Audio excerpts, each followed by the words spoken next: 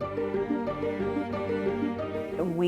thought that this home would be our dream home and that we would live there forever, basically, see our grandchildren eventually in this home. This is it, the American dream. I got a house at a good price. I sat and fixed it up, and everything, got married, had a child, and everything was destroyed. The amount of health issues that we were facing was definitely abnormal. The residents have been in really extreme illness to the point where they've literally run for their lives out of those homes. They've left everything behind. 2 young women in their 30s have died of respiratory distress, and it continues. It's the same kind of illnesses over and over again. The lure is these beautiful new homes, and the brochure says, you know, live the American dream. This isn't the American dream. This is called the American nightmare.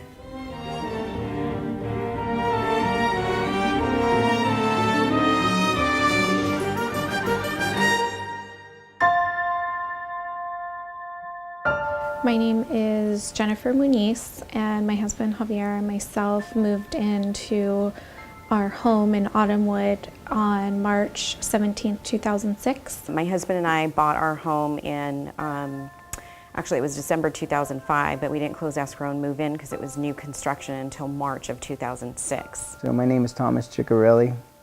I lived in Autumnwood for about 3 years. I left right after Fatima's death. She died August 9th of 2012.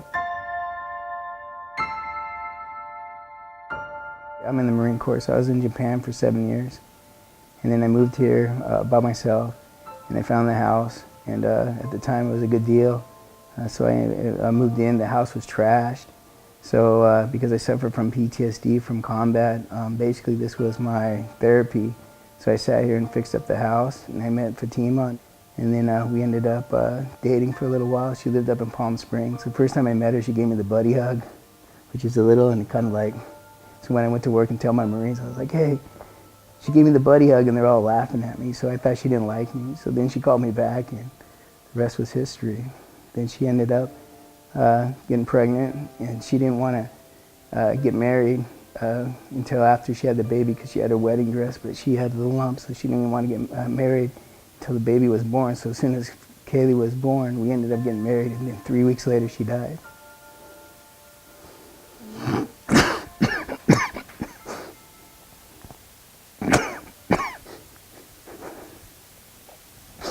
Sorry.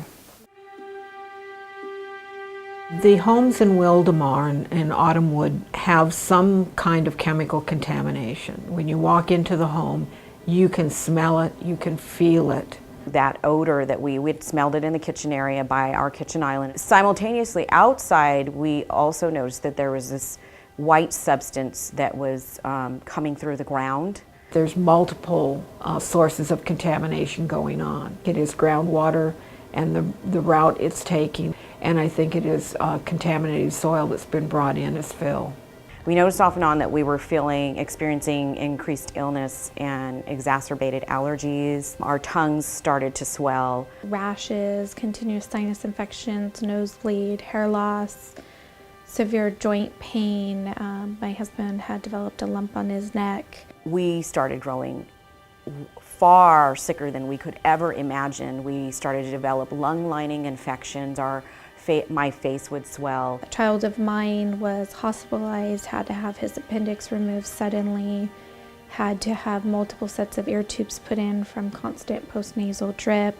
My 2 oldest daughters had already, as young children, had been diagnosed with asthma, and my husband was diagnosed in his 40s with asthma. And so here we are, all of us with breathing treatments, every one of us leading up to about 4 times a day. And I began to notice that when we would leave our home for an extended amount of time, that the children would not need their medicines that had been prescribed by physicians.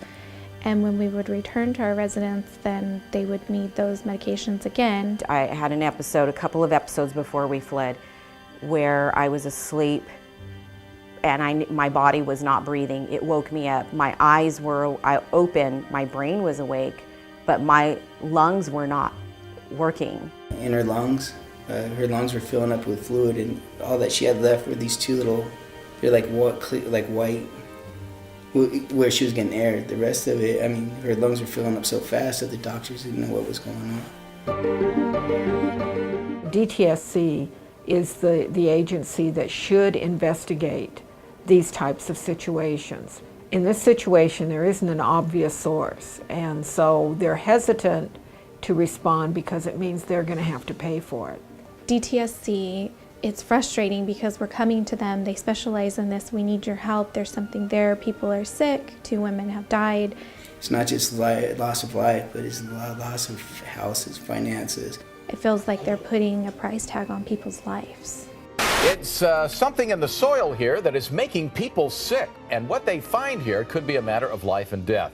Concern about budgets rather than about people is what has been the real hurdle for us with DTSC. Something is desperately wrong, and we wanted to know what's wrong. DTSC, you know what? I fought for my country. The Marine Corps teaches you to be accountable for your actions, and I feel that that they need to stand up and do their job.